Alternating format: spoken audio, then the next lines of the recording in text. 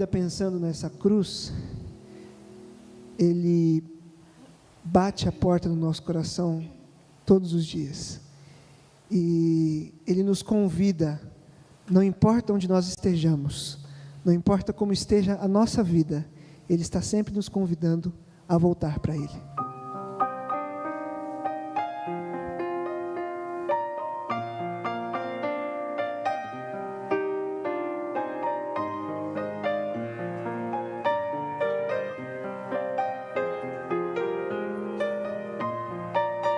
Não importa quão distante tens andado de Jesus, pense um pouco nesse instante, no poder da sua cruz. Seu amor não tem limites, não tem lógica ou razão. Seu olhar é um convite para aceitar o seu perdão. Hoje é o dia de voltar. Não olhes para trás. Se teu coração falar, não adies nada mais. Só Jesus te ama assim. Lá na cruz em ti pensou. Tu és tudo para mim. Vem, meu filho, aqui estou.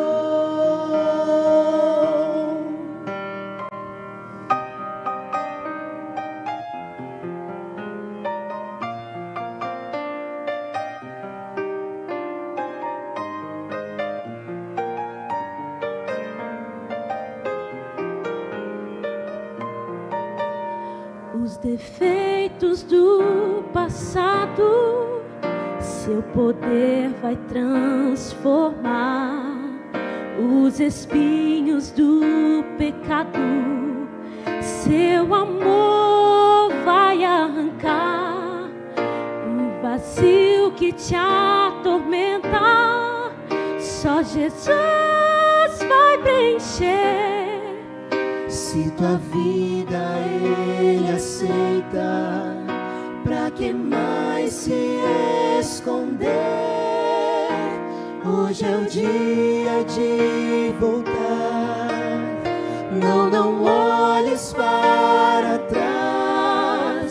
Se teu coração falar, não adies nada mais.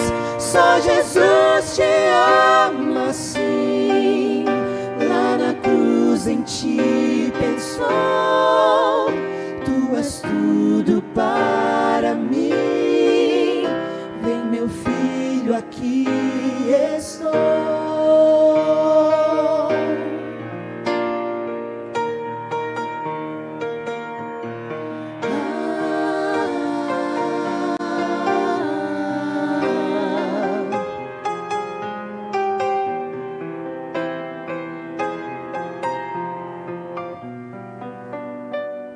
É Jesus que fala assim. Lá na cruz eu te esperei.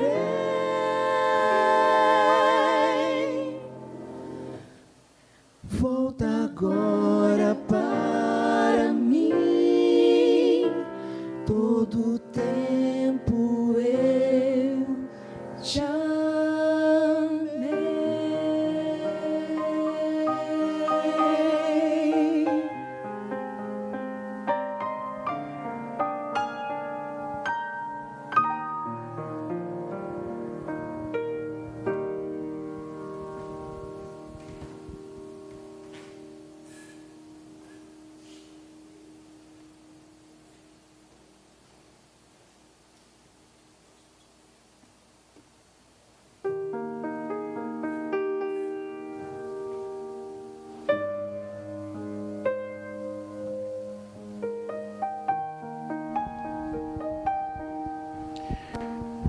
Boa noite.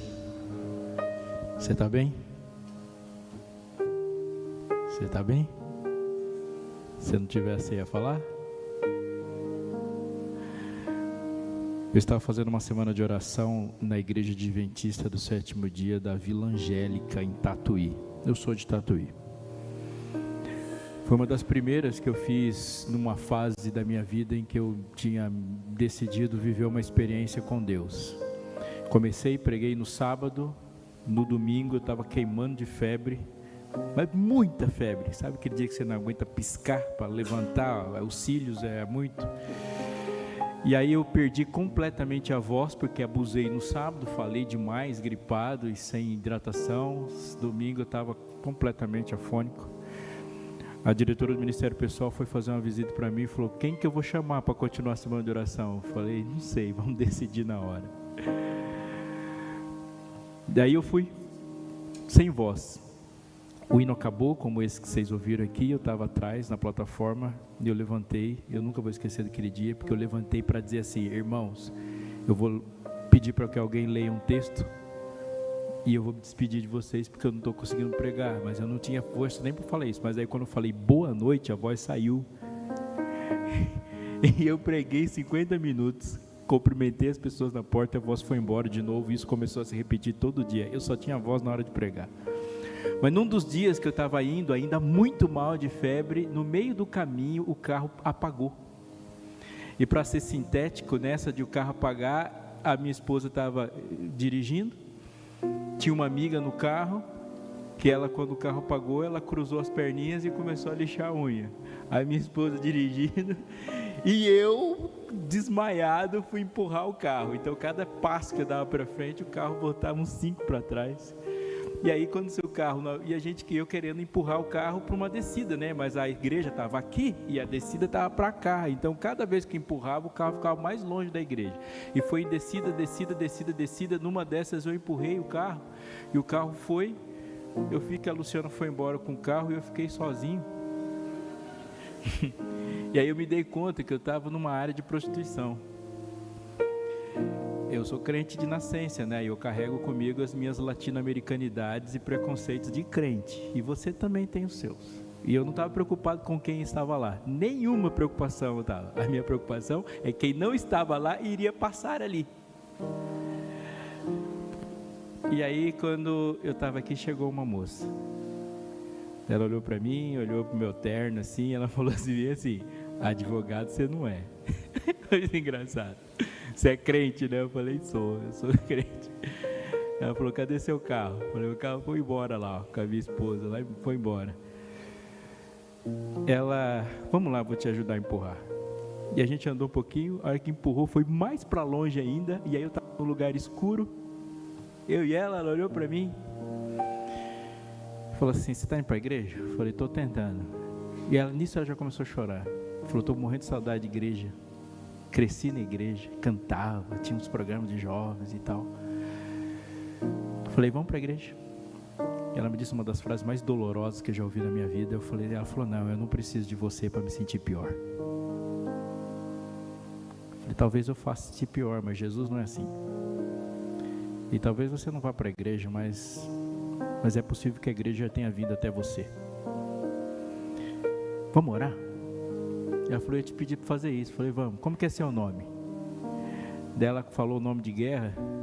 Dela sentiu uma vergonha na hora e falou, não, meu nome é... Aí falou o nome de verdade. Estava o poste aqui, encostei a mão nela, ela encostou a mão em mim. Eu orei, eu falei, você quer falar alguma coisa para Deus? Fala também. Quando ela abriu o olho da oração, a minha esposa estava subindo.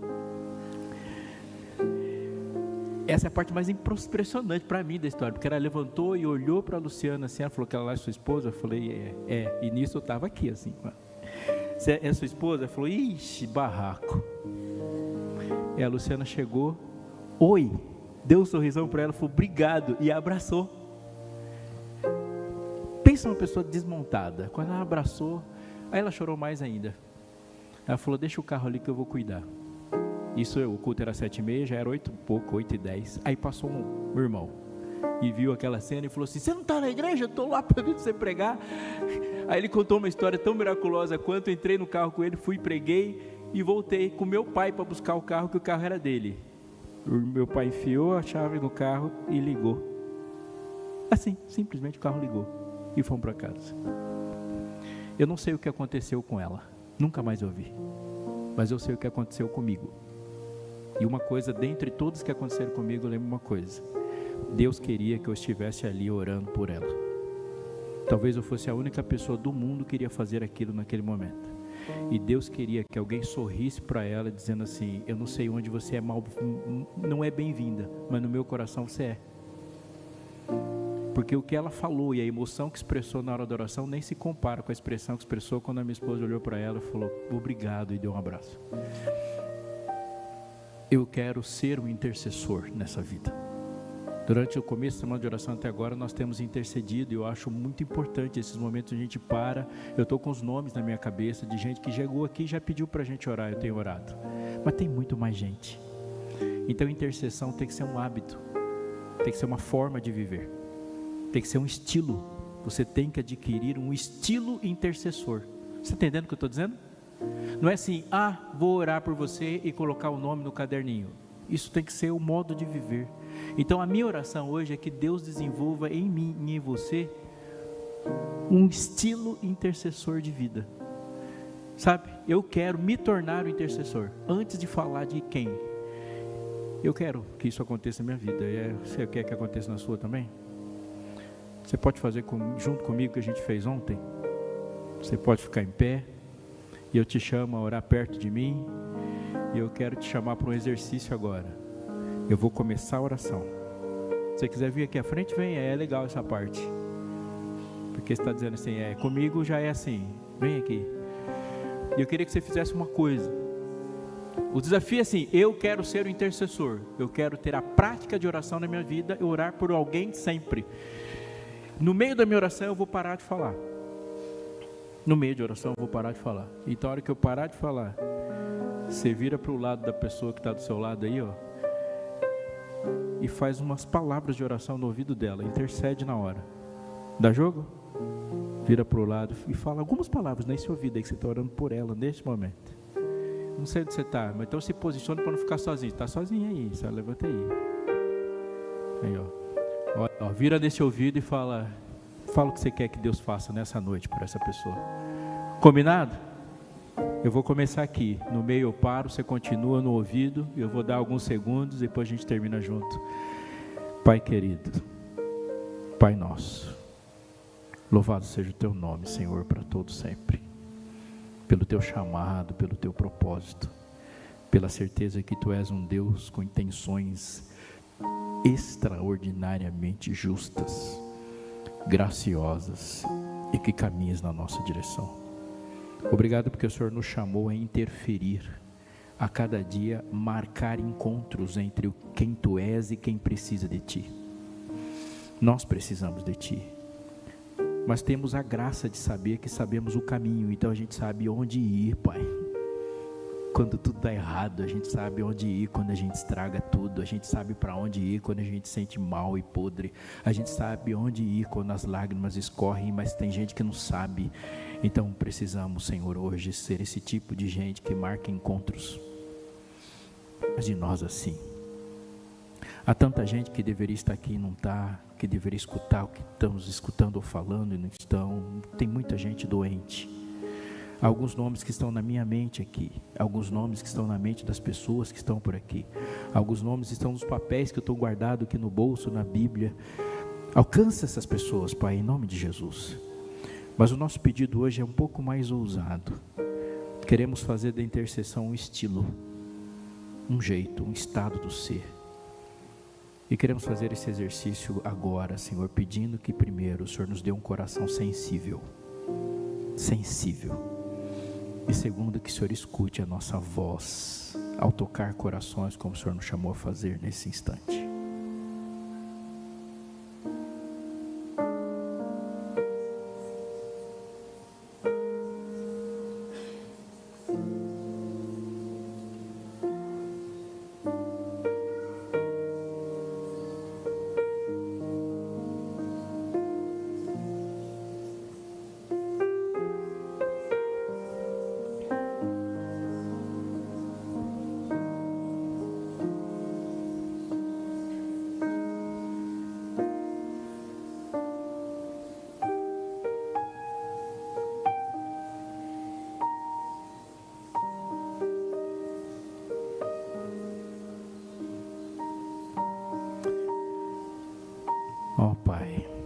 Que teu nome seja glorificado na nossa vida. O que queremos te dizer todos juntos, como povo, é que o nosso coração aqui, em humilde contrição, colocamos nas tuas mãos, para que o teu querer se cumpra em nós, em nome de Jesus, amém.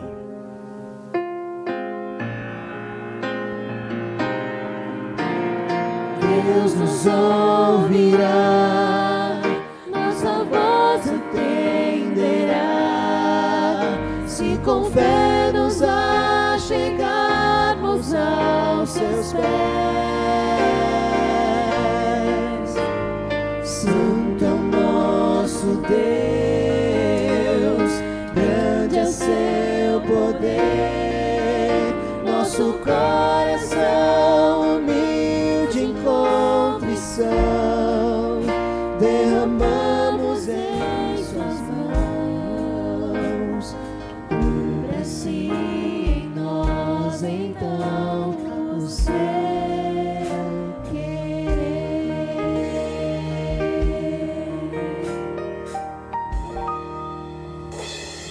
Amém.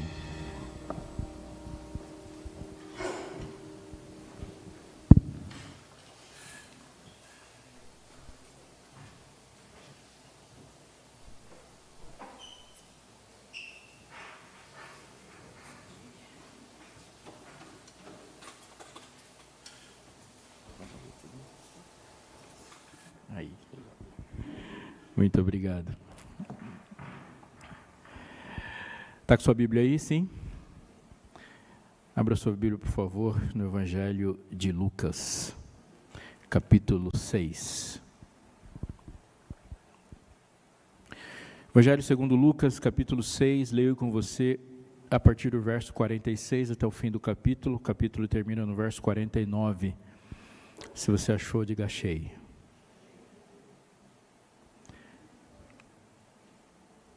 Por que me chamais Senhor, Senhor, e não fazeis o que eu vos mando? Todo aquele que vem a mim e ouve as minhas palavras e as pratica, eu vos mostrarei a quem é semelhante. É semelhante a um homem que, edificando uma casa, cavou, abriu profunda vala e lançou o alicerce sobre a rocha.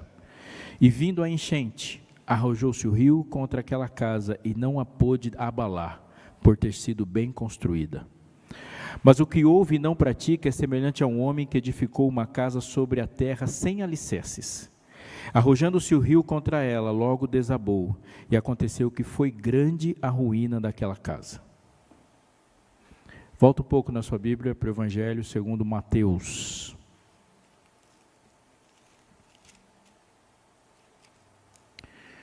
Evangelho de Mateus, capítulo 7, verso 24. Mateus 6, primeiros evangelhos, capítulo 7, verso 24. O que nós vamos ler no 7, 24 é o final do Sermão do Monte. Você achou? Diga achei.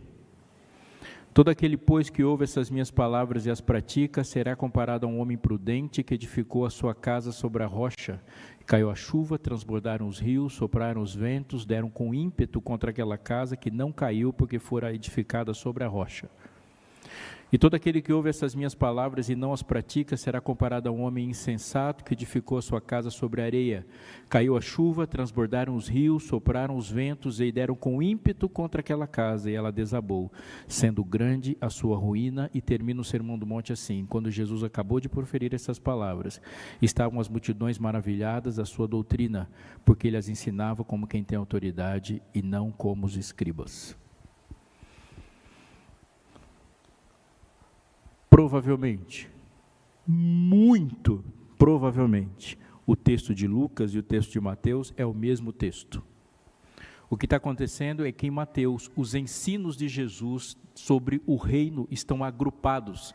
Então ele começa o Sermão do Monte com as bem-aventuranças e termina o Sermão do Monte com essas palavras.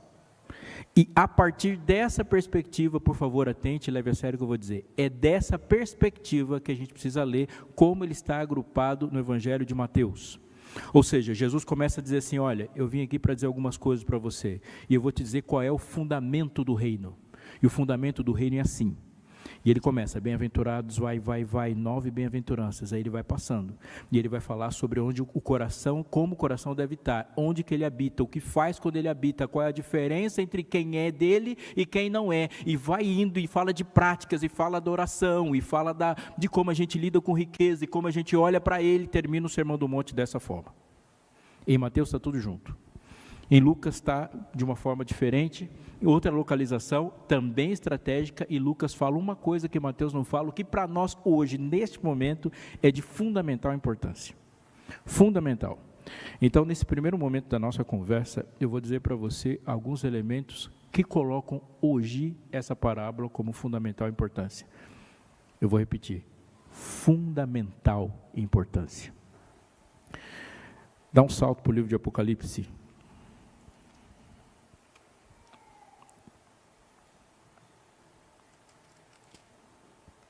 Capítulo 14.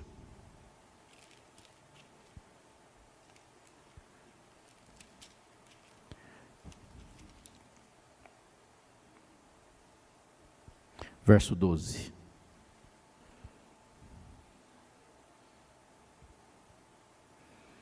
Aqui está, diz o texto, a perseverança dos santos, os que guardam os mandamentos de Deus. E como termina a sua Bíblia? Tenha fé em Jesus. Vou tentar ser sintético aqui. Quais são as características do santo no momento final da história determinadas nesse texto? Quais são? Consegue me ajudar aí? O que eles estão fazendo? Pode falar alto aí. Tem 3 características, certo? Eles guardam os mandamentos de Deus, certo? Eles têm fé em Jesus. Mas existe uma outra característica que junta as duas. Qual é? Eles são o quê? Perseverantes. Isso é um alerta muito grande. Por quê? Porque o texto está dizendo implicitamente que tem mais gente que guardou mandamentos. Que houveram pessoas que tiveram fé em Jesus. Mas elas já não estão mais sendo encontradas aqui. Por quê? Porque faltou uma coisa em guardar mandamentos e ter a fé em Jesus. Eles não foram o quê? Perseverantes nisso. Por que eu estou fazendo essa análise? Porque quando fizeram a primeira pergunta de Jesus sobre a volta dele, ele falou um monte de coisa sobre perseverança. Existe uma diferença colossal entre ser fiel no fim e ser fiel até o fim. Porque ser fiel no fim é resultado do que você faz antes dele. Me fiz compreender, sim ou não? Quem é fiel no fim tem alguns riscos, não corre alguns riscos que você corre.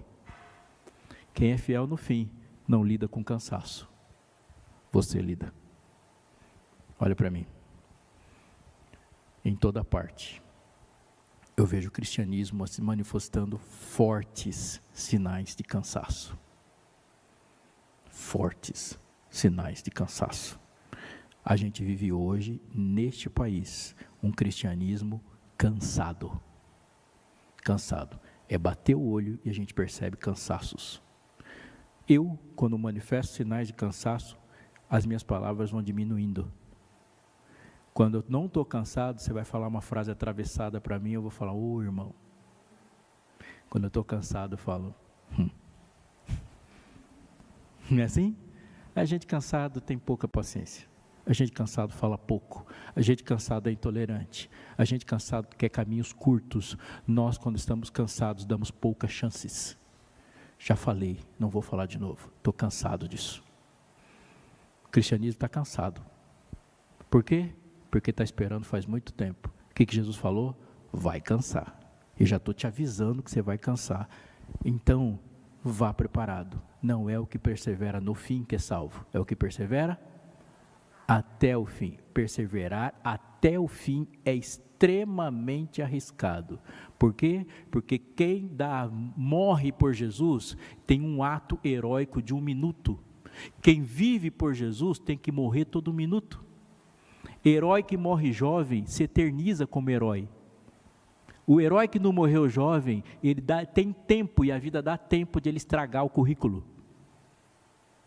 Não é? Olha os heróis que nós eternizamos. Morreram todos jovens, aí eles não tem nada de errado. Agora, quem ficou, foi estragando, foi traindo o fã-clube, e eles perderam o seu heroísmo. Nós estamos vivendo essa fase no planeta hoje. Os heróis estão se acabando porque não estão morrendo jovens. E aí eles vão. Esse é o risco que você corre? Não tenha nenhuma dúvida. Quem é o santo? É o que persevera até o fim em duas coisas. Ele guarda mandamentos. Mas ele tem mais uma coisa. Ele mantém a fé em Jesus. Olha aqui para mim. Por que Jesus fala que no último momento um povo é caracterizado pela fé em Jesus? Porque no último momento a grande batalha é sobre propostas. Qual é a grande característica da Babilônia do livro de Apocalipse? Babilônia é um monte de coisas junta que Jesus chama de uma coisa só. E elas se unem numa coisa. Babilônia é a junção de qualquer proposta de salvação que não seja por Jesus Cristo.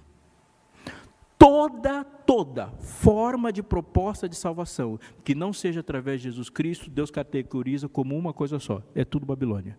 Nós falamos, existem milhões de igrejas por aí. Jesus falou assim, se não falou que a proposta de salvação é por Jesus, é tudo a mesma coisa, não importa que nome você dá. É tudo Babilônia. Há um risco aí? Sim ou não? Sim, porque você pode fazer parte do povo verdadeiro, com a igreja verdadeira, com a cabeça babilônica. É possível. É só apostar a salvação em qualquer outra coisa, inclusive em boas obras. Inclusive em boas obras. Deus fala, é Jesus e nada mais. Eles são perseverantes em acreditar que é Jesus que salva. Portanto, a vida deles é essencialmente tensa. Não é? Porque ele persevera em guardar mandamentos. E insiste em dizer que não é salvo por causa disso. Mas quando você olha para ele, ele é fiel em guardar mandamentos. Ele leva o mandamento muito a sério. E se perguntar para ele assim, você está guardando mandamentos? Tô. E você é salvo por causa disso? Não. É tenso ou não é? Sim, ele é todo certinho e sabe de onde vem isso aí. Ele é uma pessoa certa, com uma consciência radical de que é falho. Volta um pouquinho na Bíblia, capítulo 12.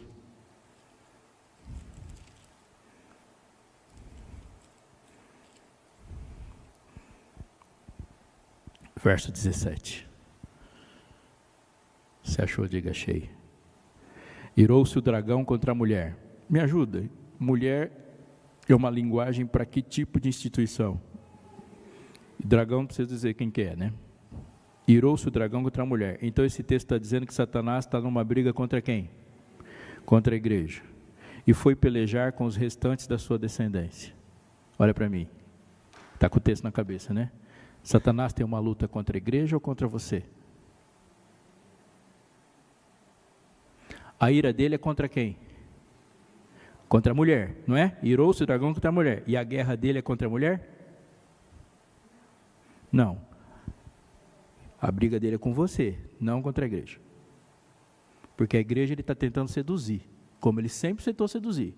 A tentativa de Satanás é de sedução para a igreja. Aí você fala, você não me seduz. Aí ele arruma uma briga com você. Olha o que esse texto está dizendo. A gente chama Satanás de inimigo.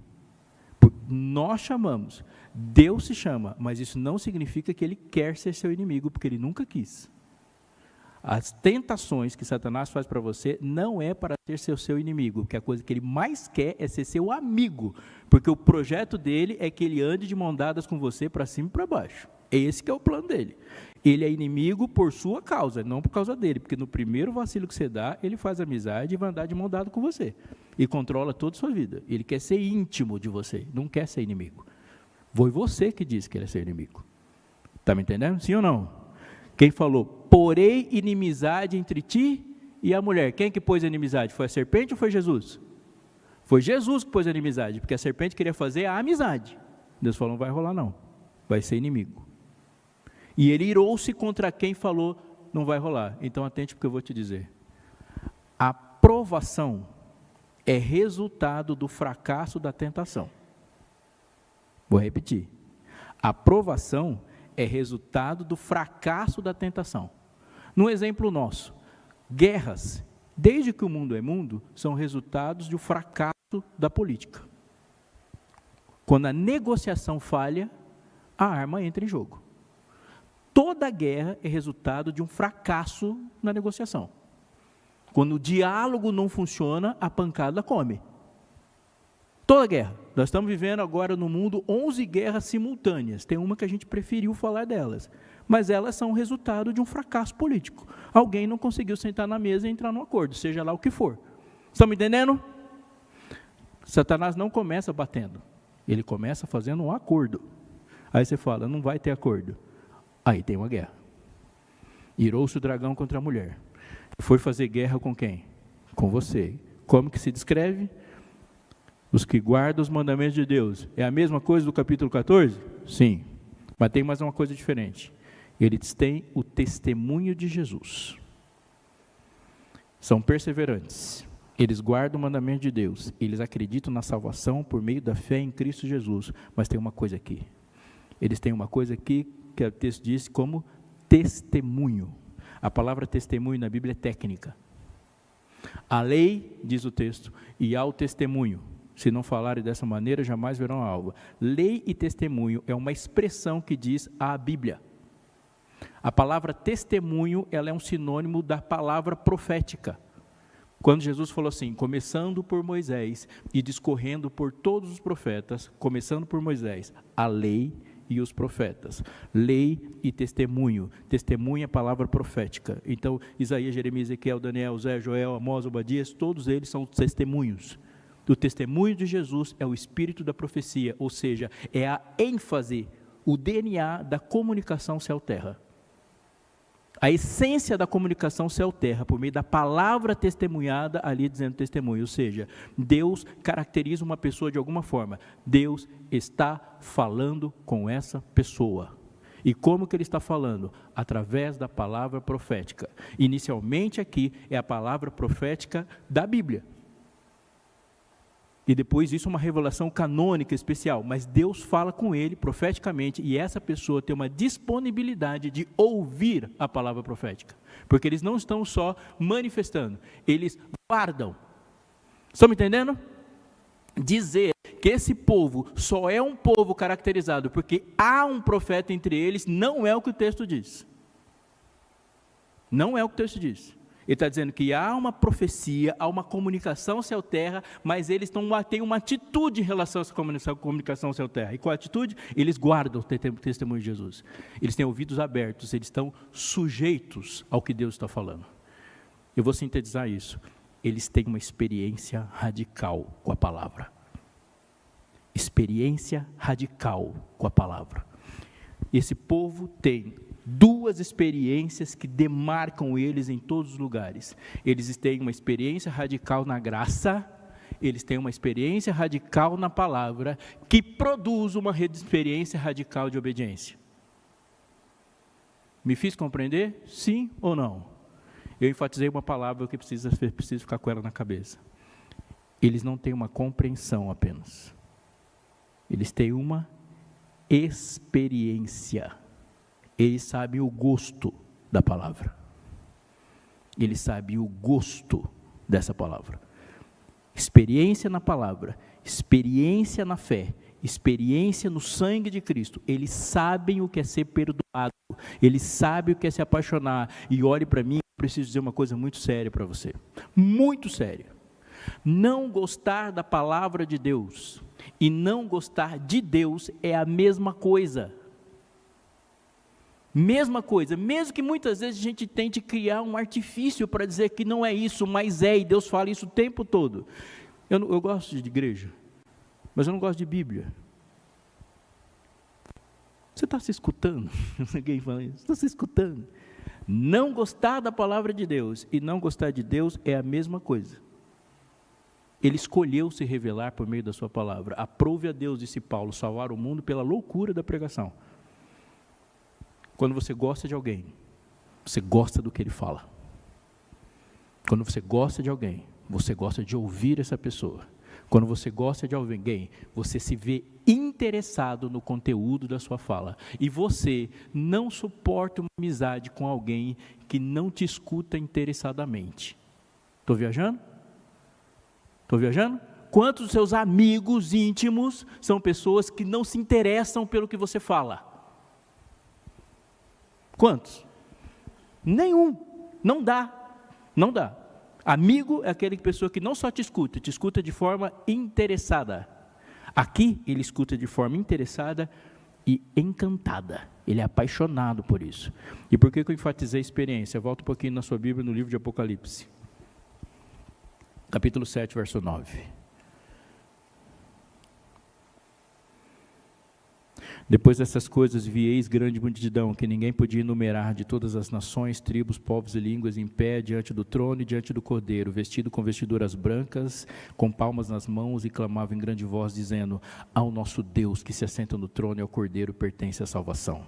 Aí há um cântico, e no verso 13, um dos anciãos tomou a palavra, dizendo: estes que se vestem de vestiduras brancas, quem são e de onde vieram? Olha isso, escute isso, viaje nessa cena.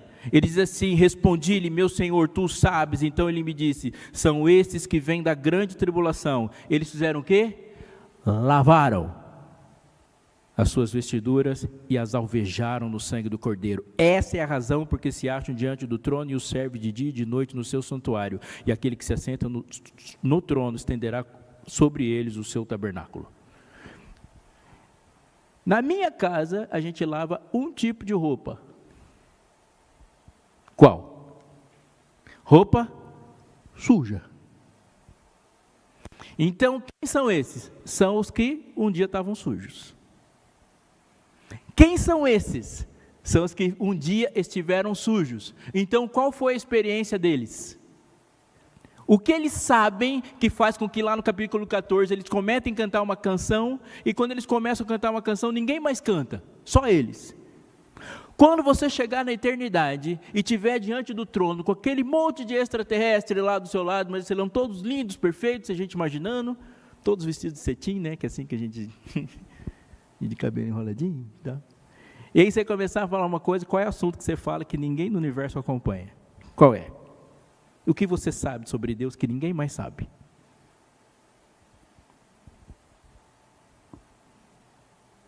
Você sabe o que é estragar tudo. Eles não sabem, eles são perfeitos. Eu sei o que é falar assim: Senhor, hoje eu acordei para o crime. Que desgraça. E ele olhar para mim e falar assim: então, eu amo você. Vamos recomeçar. Eu sei o que é isso. Um anjo não sabe. Ele não sabe o que é ser perdoado. Então, quando você começar a cantar graça, simples assim, eles vão olhar e falar: deve ser legal esse negócio de graça, porque quando eles cantam, eles choram, eles vibram, eles não sabem o que é ser perdoado. Eles têm uma profunda experiência na graça. Essa é a característica do povo que termina a história. Eles têm total consciência do que é ser perdoado. Amigo, eu digo para você do fundo do meu coração, que quando pergunto para mim o que nos falta para ir embora daqui, essa é a primeira coisa que me vem à lista. Porque quando eu olho para o texto, Jesus fala disso o tempo todo. Porque ainda não estamos com as malas fechadas olhando para o céu.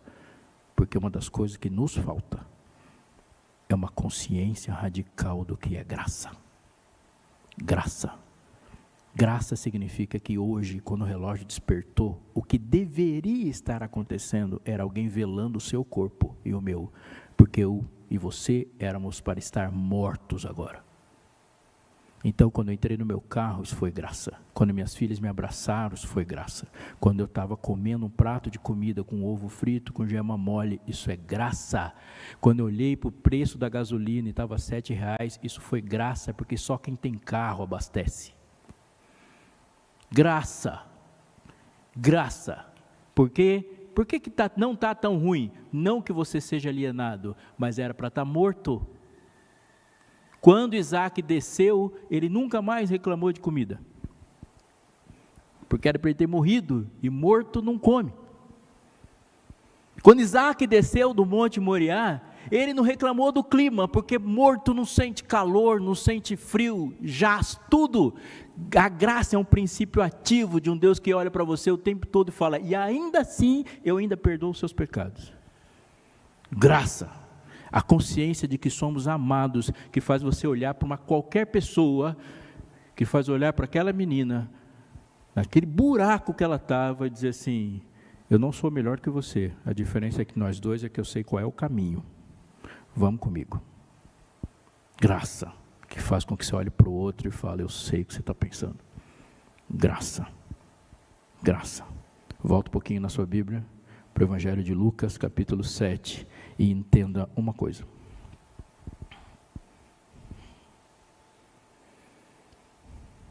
Há um texto aqui, 7, grife esse texto, decore ele, borda ele num paninho de prata. 7:47. Por isso te digo, perdoados lhe são os seus muitos pecados, porque ela muito amou, pois aquele a quem pouco se perdoa, como que termina o texto? Pouco ama. O que Jesus está dizendo por contradição aqui? Por que aquela mulher faz aquela loucura na festa, e gasta e torra o dinheiro? 300 denários, gente, 300 denários você tem que trabalhar. Não é o salário de um ano, é o salário de 300 dias de trabalho, mas 300 dias de trabalho tirando domingo, feriado e sábado. E não tem domingo lá, só tem sábado, mas tem um monte de feriado. 300 denários, ela torrou dinheiro. Entrou, invadiu a festa, quebrou o perfume, lavou os pés de Jesus e todo mundo falou, está louca? Judas falou, está louca? E Jesus falou, seus pecados estão perdoados. Sabe por que ela fez isso? Ela está dizendo, Senhor, você é muito bem-vindo aqui, eu te amo apaixonadamente. E por que ela ama desse jeito e obedece desse jeito? Porque ela tem uma experiência na graça e no perdão. E quem é muito perdoado, muito ama. Só juntar as peças agora. Qual é a característica dos santos dos últimos dias? Eles guardam os mandamentos de Deus. Isso se repete nos dois textos, correto? Sim ou não? Quando você pergunta para Deus, Deus, o que é em essência guardar mandamento? Ele vai dizer para você, guardar mandamentos em essência é amar a Deus sobre todas as coisas e ao próximo como a si mesmo. E como que eu faço para amar muito? Os muito perdoados, muito amam. Então onde é que começa a guarda dos mandamentos? Se me amais, guardareis meus mandamentos. E como que Deus fez para que você o amasse? Olhou para você e falou, eu te amo. Tudo começa com eu te amo de Deus. É a experiência com Ele, que faz com que nos apaixonemos por Ele, e a paixão por Ele nos faz obedecê-lo, e obedecê-lo acaba a história. O que isso tem a ver com a parábola? Volte mais um pouquinho, no livro do profeta Malaquias.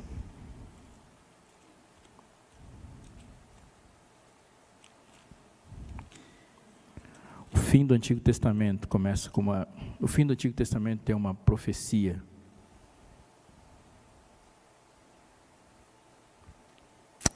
Malaquias 4:5. Eis que eu vos enviarei o profeta Elias, diz o texto, antes que venha o grande e terrível dia do Senhor. O que Elias fará? Ele converterá o coração dos pais aos filhos e o coração dos filhos a seus pais, para que não venha e fira a terra com maldição. Esse texto é muito importante. Por quê? Porque há um ministério igual de Elias que iria ressurgir. E o ministério igual de Elias que ressurgiu foi o de João Batista. Os discípulos de Jesus, depois da transfiguração, chegaram e falaram assim, era isso? Aí Jesus responde, Elias veio e mataram ele, mas eu vou dizer mais uma coisa para você. Lucas ele diz, Elias virá e restaurará todas as coisas. Converter o coração dos pais aos filhos e os filhos aos pais acontece em 3 grandes momentos da história. Com Elias, com João Batista e conosco. Isso é uma profecia no final dos tempos. Você está prestando atenção em mim? Você está percebendo o que é isso que ele está dizendo? Ele está dizendo que antes da história final terminar, há um cumprimento profético de uma geração que se volta na direção da outra.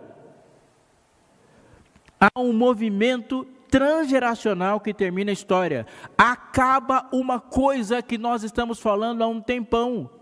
Acaba o conflito de velho e de jovem não conseguir fazer coisas juntos. Ele está dizendo isso. Acaba uma tensão que eu me vejo, desde que eu me vejo por gente, existir. Estou viajando ou não? Estou viajando, diretor? Ele fala, alguma coisa vai acontecer. E eu vou agir especialmente sobre um ministério da igreja. Deus falou, eu vou agir sobre ministérios jovens. Um vai virar na direção do outro. Ele converterá o coração dos pais aos filhos. O coração do pai foca no do filho. E o filho foca no pai. Presta atenção, tem mais um texto. Se o coração do pai do filho, o filho foca no pai, para esse mesmo tempo, Joel fala uma frase que eu não vou procurar em Joel, porque você sabe de cor. Ele fala que nos últimos dias derramarei meu espírito sobre toda a carne. E aí é o texto mais especificamente exclusivo que eu conheço. Ele fala, vossos filhos e vossas filhas. Uau! E para o nosso contexto não é tão radical, mas para o planeta inteiro, em todo o tempo é. Porque quem estava ouvindo não estava imaginando que uma menina ia profetizar. Pensa no mundo como ele é e pensa de como ele veio.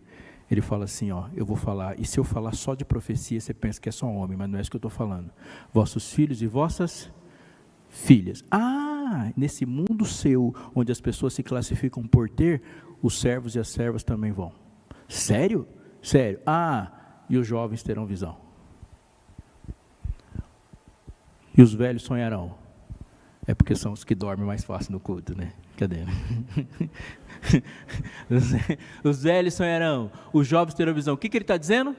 Ele está dizendo que quando o coração dos filhos aos pais se converterem, dos pais aos filhos se converterem, há um ministério, uma explosão radical entre meninos e meninas, jovens, velhos, todo mundo vai falar uma coisa só: Jesus Cristo salva o perdido.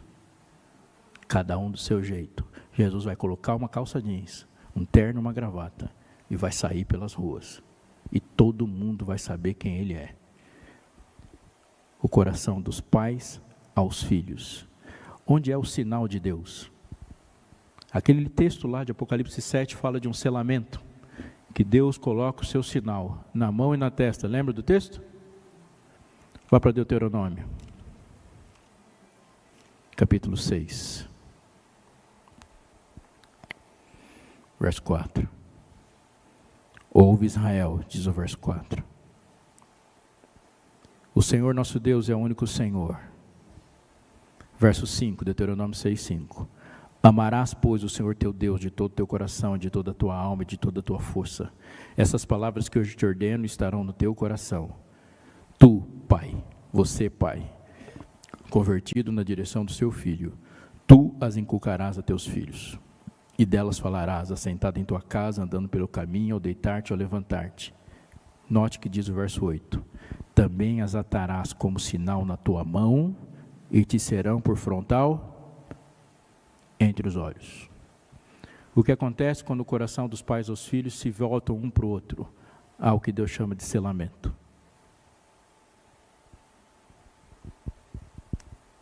O amor por Jesus, a experiência na graça, que gera arrependimento e perdão, entra no coração, e isso se transforma numa obediência radical, não porque ele quer ir para o céu, mas porque ele tem certeza absoluta que vai estar lá, e por isso que ele sai contando para todo mundo.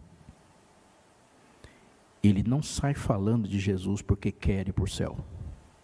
Ele sai falando de Jesus porque, a despeito de tudo que ele viveu, ele sabe que vai estar lá. Sabe que vai estar lá. Então ele sai contando para todo mundo. Tu as inculcarás aos teus filhos, e você coloca como sinal na mão e na testa. Os corações se convertem e a história acaba. Tá, pastor, o que isso tem a ver com a parábola? Termino com a parábola. Lucas capítulo 6, verso 46. Lucas 6, 46. Por que me chamais Senhor, Senhor, e não fazeis o que eu vos mando? Todo aquele que vem a mim e ouve as minhas palavras e as pratica, eu vos mostrarei a quem é semelhante a um homem que, edificando uma casa, cavou, abriu profunda vala, lançou o alicerce sobre a rocha, e vindo a enchente, arrojou-se o rio contra aquela casa, e não a pôde abalar por ter sido bem construída. O que Jesus está falando aqui é que a verdade que termina a história não é performática. Ele está dizendo que duas pessoas construíram uma casa, cada um construiu uma. E ele não está dizendo o quanto essa casa é bonita, é bem pintada, é bem feita, se ela é bem acabada, se ela tem uma porção de luminária, se tem uma arquitetura maravilhosa, arrojada. Ele não está falando da beleza de ser cristão, ele está falando da feiura. Porque a parte mais feia de uma casa é a parte que a gente não vê, e a parte mais feia da casa é a parte que mantém a casa em pé. E a parte feia da casa é o alicerce. Você, quando visita uma casa bonita, não fala, deixa eu ver o alicerce? Não, ninguém faz acabamentos em alicerce. Ele está falando da feiura que salva contra a beleza que gera ruína.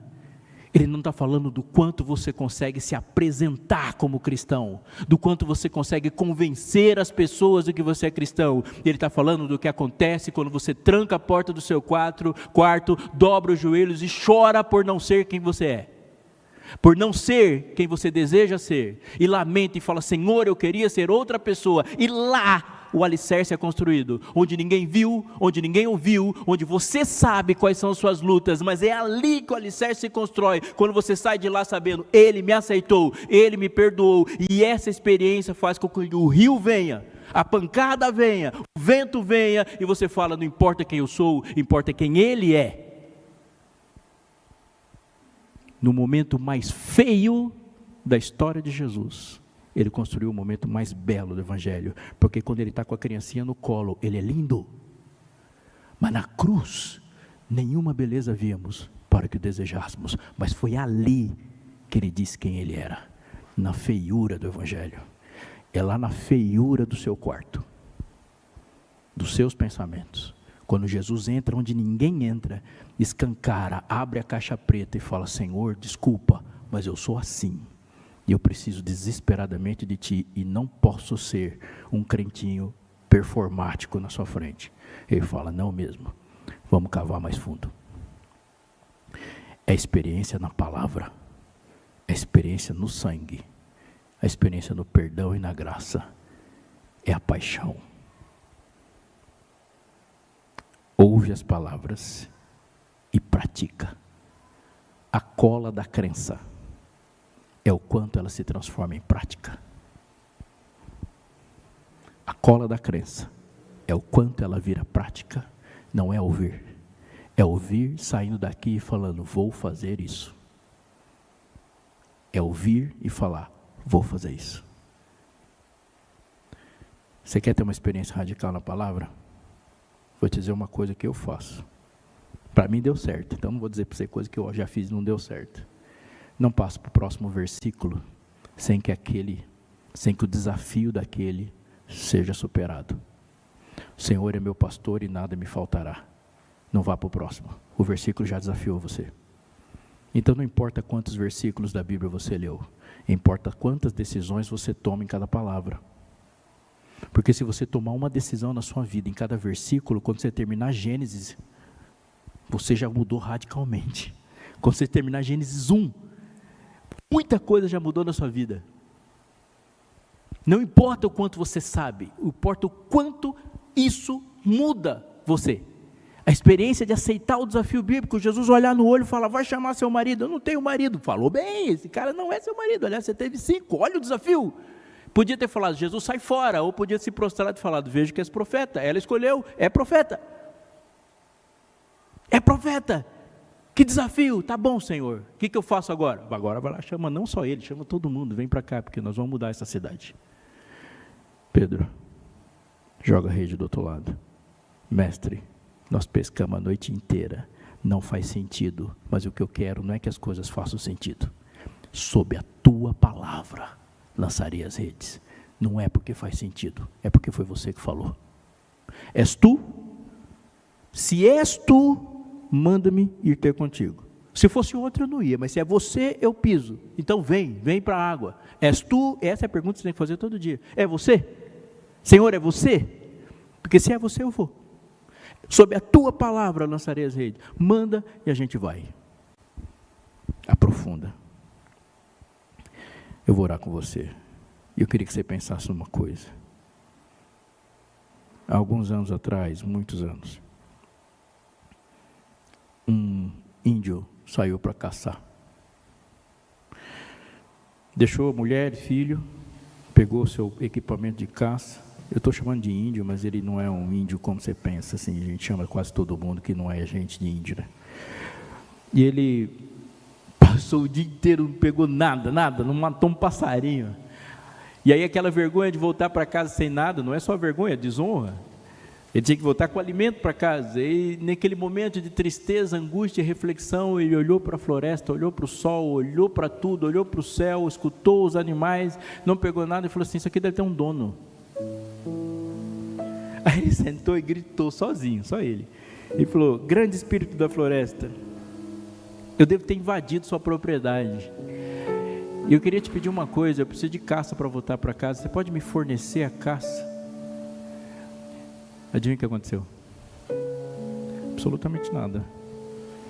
E falou assim: sim, você não vai dar a caça, essa caça tem que ser trocada. Grande espírito da floresta, você aceita meu mocassim? Pegou o mocassim, colocou em cima da pedra, esperou que alguma coisa acontecesse, não aconteceu nada. Grande espírito da floresta, eu falei mocassim, né? Mocassim é o sapato. Você aceita meu cocar? E nisso ele foi tirando parte por parte, até que ele estava nu, com o arco e a flecha. Ele falou: grande espírito da floresta, eu vou colocar o arco e a flecha como oferta a ti, mas eu não posso voltar para casa sem nada. E aí ele colocou o arco e a flecha, e nada aconteceu. E no momento de extrema contrição ele falou: grande espírito da floresta, eu sei que você existe, e é dono de tudo que existe. Eu vou deitar em cima dessa pedra, e a partir de hoje eu vou te servir como seu escravo, como seu servo, mas não me volte, deixe voltar para casa sem sustento para minha família. No momento que ele deita na pedra, ele vê um animal saindo da floresta. E ele retoma a oração: grande espírito da floresta, tudo que eu coloquei aqui de fato é teu, mas você precisa me emprestar para fazer as coisas. Posso pegar o arco e a flecha que são teus? Ele pega, mata, se veste e volta. E anos passam. Um dia alguém que tem sua cara assim, chegou lá com uma Bíblia, numa missão, e começou a falar de Jesus. Aquela tenda lotada, as pessoas ouvindo, uns negócios esquisitos. Quando alguém falou assim: Jesus, nele tudo subsiste. Todas as coisas foram feitas por ele e para ele. E antes de terminar o texto, aquele homem deu um berro, acordou todo mundo, deixou todo mundo de alerta e falou assim: Jesus é o grande espírito da floresta. E há muitos anos, minha vida, minha casa, minhas coisas, o meu coração é dele. Eu sirvo e servirei para sempre. Entregar tudo. Se o seu relacionamento com Jesus é baseado só nas coisas, você só vai esperar coisas dele e a sua casa fica em cima da areia. Se o seu relacionamento com Jesus é baseado no coração, você entrega o coração para ele e sabe que ele se entregou para você. A minha oração é que quando a gente fala: Senhor, eu quero mais de ti, a gente fica pronto para ele falar: eu também quero mais de ti. Senhor, eu quero viver uma experiência em que eu tenha mais de você. Ele fala: eu também quero viver a experiência de ter mais de você. Jesus quer ter mais de você, e ter mais de você é cavar mais fundo para construir o alicerce mais profundo. Jesus, eu quero que o Senhor visite. Ele fala: não, eu não quero visitar você, eu quero ser morador. Mais. Então eu quero orar junto com você de uma necessidade que temos hoje de nos entregar radicalmente. Se essa é a sua oração, eu queria que você dissesse amém agora. E se você quer me acompanhar, eu te chamo a ficar em pé. Esse hino vai falar de coisas que a gente não pode falar brincando. Então coloque seu coração inteiro e fale para Deus o que você está pensando. E o que a gente está pensando é na entrega.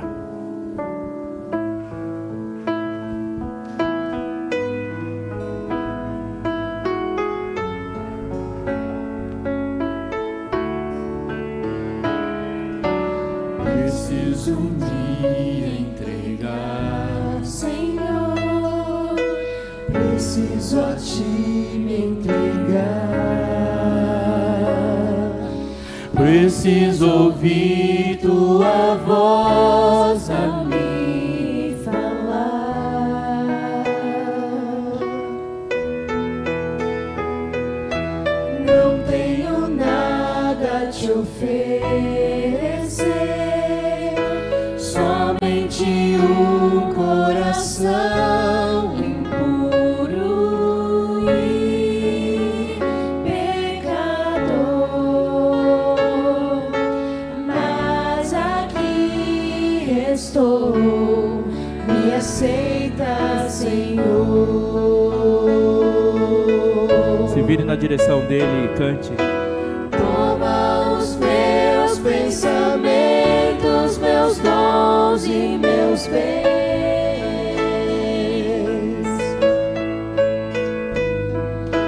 Toma o meu coração e tudo que ele tem.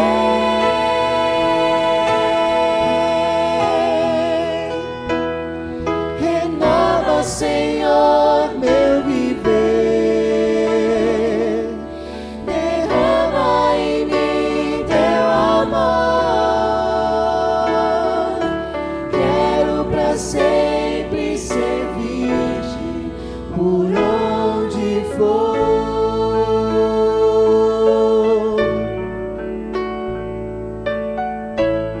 Você pode cantar de novo? De todo o coração? Preciso me entregar, Senhor. Preciso a ti me entregar.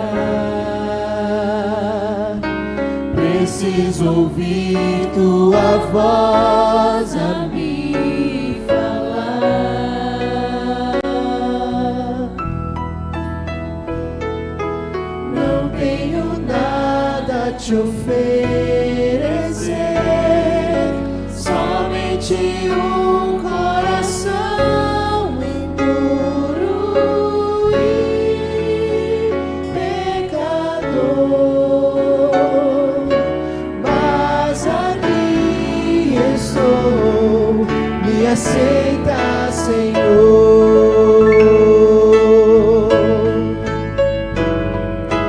Toma os meus pensamentos, meus dons e meus bens.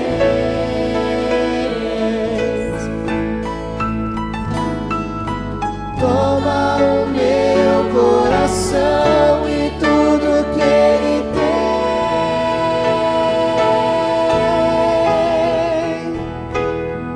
Renova, Senhor, meu viver. Derrama em mim teu amor.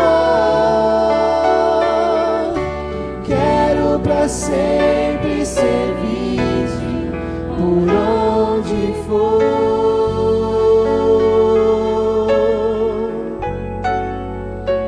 Quero pra sempre servir-te por onde for. Senhor, essa é a nossa vontade. Não porque a gente foi eficiente em te encontrar, mas porque nos rendemos, Senhor, à tua busca.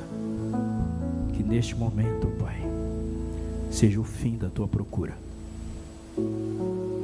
Que não haja mais fugas de nossa parte, não mais aventuras. A gente nem ousa falar que não haja mais luta, mas queremos te dizer, Senhor, que a luta será por permanecer. Mas, Senhor, não deixe que nenhum dos teus filhos aqui saiam por essa porta com dúvida, Senhor, de que foram aceitos, com alguma dúvida de que são perdoados e de que são capazes, plenamente capazes de dizer para qualquer pessoa nesse planeta qual é o caminho. Dá-nos essa experiência profunda no perdão, na graça. Dá-nos uma experiência profunda na tua palavra. Dá-nos um ouvido submisso, que se deleita em te ouvir, que se aquieta no teu colo, Senhor, e se encanta com a sua forma de se comunicar. Dê para nós as coordenadas, Senhor. Diz para a gente para onde ir. Se algum de nós está meio desgovernado, Senhor, que possamos escutar de Ti, recalculando a rota. E mesmo que a rota esteja recalculada, faz-nos ver que o caminho, que o destino final é o mesmo. É o Teu trono, é tabernacular contigo. Cava fundo, Senhor.